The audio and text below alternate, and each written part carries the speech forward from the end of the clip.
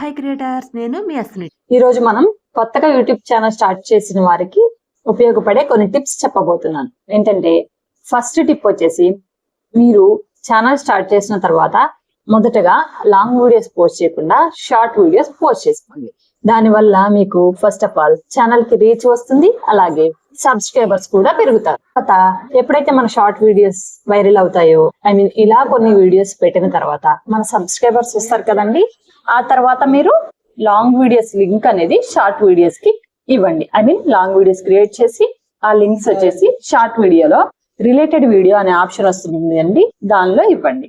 ఎవరికైనా ఈ రిలేటెడ్ వీడియోలో ఎలా ఇవ్వాలి, లింక్ ఎలా పెట్టాలి అని తెలియకపోతే నేను ఆల్రెడీ వీడియో పోస్ట్ చేశానండి, అది కామెంట్ లో పింక్ చేస్తాను, ప్లీజ్ చెక్ దే.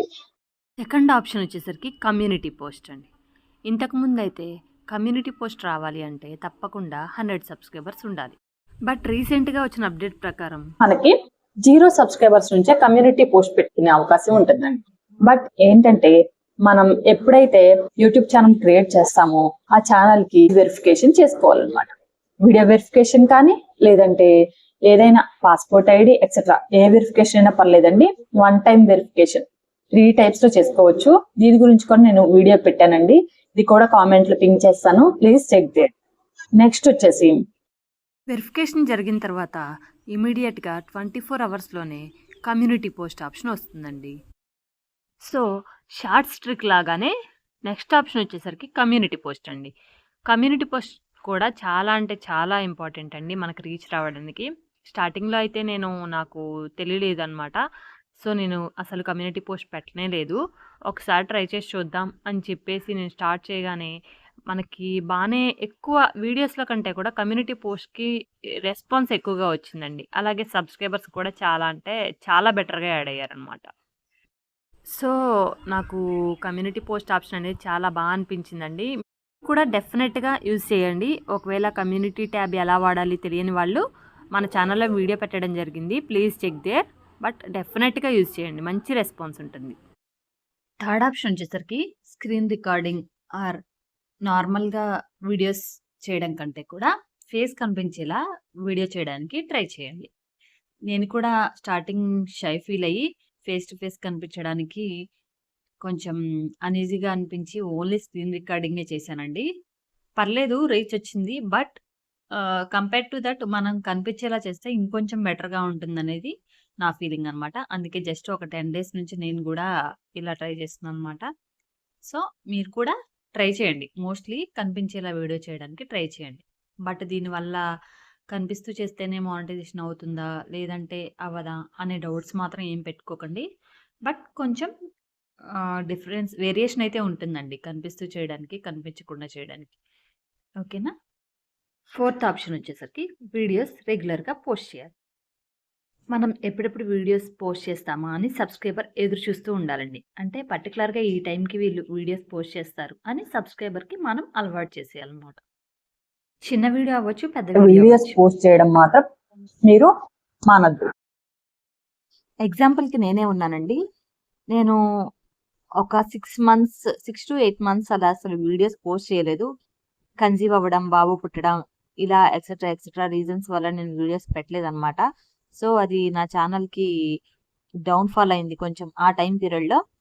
ఎందుకంటే మనం ప్రీవియస్ వీడియోస్ కూడా ఎంత బాగా చేసినా కూడా మన ఛానల్లో రెగ్యులర్గా మనం వీడియోస్ పెట్టకపోతే ప్రీవియస్ వీడియోస్కి కూడా వ్యూస్ వచ్చే ఛాన్సెస్ తగ్గిపోతాయి అనమాట.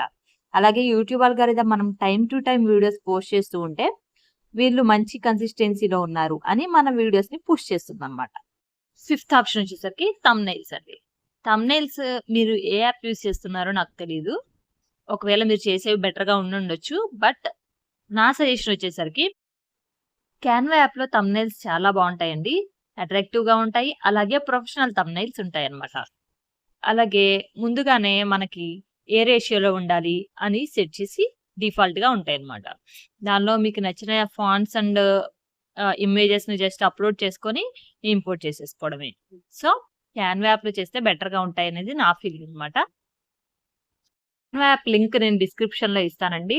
నెక్స్ట్ వచ్చేసరికి కంటెంట్ అండ్ వాయిస్ అండి. మనం కాస్ట్లీ మొబైల్ యూజ్ చేసామా, నార్మల్ మొబైల్ యూజ్ చేసామా, I mean high quality cam ఉందా? ఇవన్నీ ఇంపార్టెంట్ కాదనమాట. మనం చెప్పే కంటెంట్ అనేది వ్యూయర్స్‌కి రీచ్ అవ్వాలి. కంటెంట్ చెప్పేటప్పుడు ఒక్కొక్కళ్ళకి ఒక్కొక్క స్టైల్ ఆఫ్ యూనిక్‌నెస్ ఉంటుందండి. ఐ మీన్ థంబ్‌నెయిల్స్ గురించి చాలామంది వీడియోస్ చేస్తుంటారు. బట్ ఒక్కొక్కళ్ళు ఒక్కొక్క టైప్‌లో చెప్తూ ఉంటారనమాట. ఐ మీన్ మనం చెప్పే మ్యాటర్ ఏదైనా సరే క్లియర్ అండ్ సింపుల్‌గా వ్యూయర్‌కి అర్థమయ్యేలా ఉండాలనమాట. వీడియో చిన్నదైనా పర్లేదు. బట్ చెప్పే మ్యాటర్ అనేది యూనిక్‌గా ఉండాలి. ఐ మీన్ ఎక్కువ సార్లు ఒకే మ్యాటర్‌ని రిపీట్ చేస్తూ చెప్పడం, లేదంటే ఎక్కువ ల్యాగ్ చేసి చెప్పడం ఇలాంటివి మాత్రం అవాయిడ్ చేయండి. ఎక్కువ ల్యాగ్ ఉంటే ఇంట్రెస్ట్ ఉండదనమాట చూసే వాళ్ళకి. మనమేనా అంతే కదా! సింపుల్‌గా ఏదైనా తెలిసేయాలి అనే థాట్‌లో ఉంటాం కదా! సో, నెక్స్ట్ వచ్చేసరికి ట్యాగ్స్ అండి. ట్యాగ్స్ అయితే ర్యాపిడ్ ట్యాగ్స్ అనే యాప్ ఉంటుందండి. జస్ట్ మనం గూగుల్‌లోకి వెళ్ళి ర్యాపిడ్ ట్యాగ్స్ అని సెర్చ్ చేస్తే ట్యాగ్స్ ఆటోమేటిక్‌గా వచ్చేస్తాయి.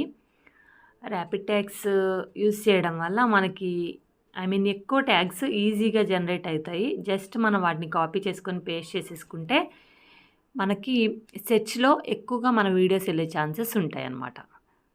సో, మీరు కూడా ట్రై చేయండి. అలాగే ఇంకొక మెయిన్ పాయింట్ ఏంటంటే ఏదైనా ఓన్ కంటెంట్‌ని నమ్ముకోండి. ఓన్ కంటెంట్‌ని నమ్ముకుంటే ఎప్పటికైనా మన ఛానల్‌కి ప్రాబ్లమ్ ఉండదండి. అసలు మనం ఛానల్ గురించి ఐ మీన్ స్ట్రైక్స్ వస్తాయేమో, క్లెయిమ్స్ వస్తాయేమో అని మనం భయపడాల్సిన అవసరం ఉండకూడదండి. ఐ మీన్ ఇప్పుడు మనం ఛానల్ స్టార్ట్ చేస్తే ఫ్యూచర్‌లో కూడా ఫర్దర్‌గా మనకి ఐ మీన్ ఇది 1 ఆర్ 2 ఇయర్స్‌లో అయిపోయేది కాదు కదా! మనకి లాంగ్ రన్‌లో రన్ అవ్వాలి అంటే ఛానల్‌కి ఏ ప్రాబ్లమ్ లేకుండా చూసుకోవాలి. నా వీడియో కనుక మీకు నచ్చినట్లయితే please subscribe and support my channel friends. Thank you so much and thanks for watching.